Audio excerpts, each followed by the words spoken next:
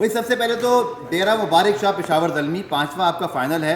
लेकिन मैं जो सबसे इम्पॉर्टेंट चीज़ कहना चाहूँगा, पेशावर ज़ल्मी और बाबर आज़म की जो आज मैंने फ़ैन फॉलोइंग देखी वो मैसिव थी। क्रेडिट जाता है यकीनी तौर पर वज़ीर आज़म साहब को भी, मोहसिन नकवी साहब को भी, उसके बाद फिर कराची वाले और फिर ज़ल्मी के फ़ैन्स, पूरा क्राउड बाबर बाबर बाबर कर रहा था और पेशावर ज़ल्मी के वहाँ नारे लग रहे थे।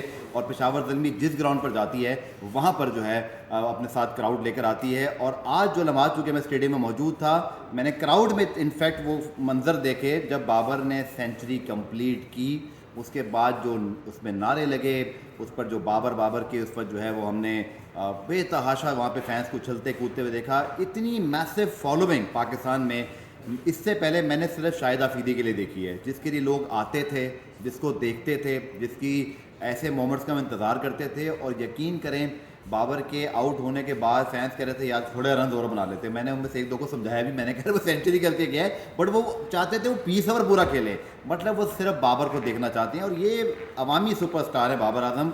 इसीलिए मैं कहता हूँ कि उनके खिलाफ जितनी आप साजिशें कर लें, जितने आप उनके खिलाफ एजेंडे बना लें, जितने कीड़े निकाल लें, लेकिन याद रखिएगा कि जो अवामी सुपरस्टार होगा ना, जैसे मैंने शाहिद आफरीदी का नाम लिया, इससे पहले और भी हमारे सुपरस्टार थे, लेकिन इस वक्त बाबर आजम की फ़ैन फॉलोइंग, हर वो शख्स अगर कोई इत्तेफाक से देख रहा है जो स्टेडियम में मौजूद था, वो कंफर्म कर सकता है नीचे कमेंट्स में आकर कि आज के मैच में लोग किसको देखने आए थे और सेंचुरी के बाद लोगों के क्या जज्बात थे।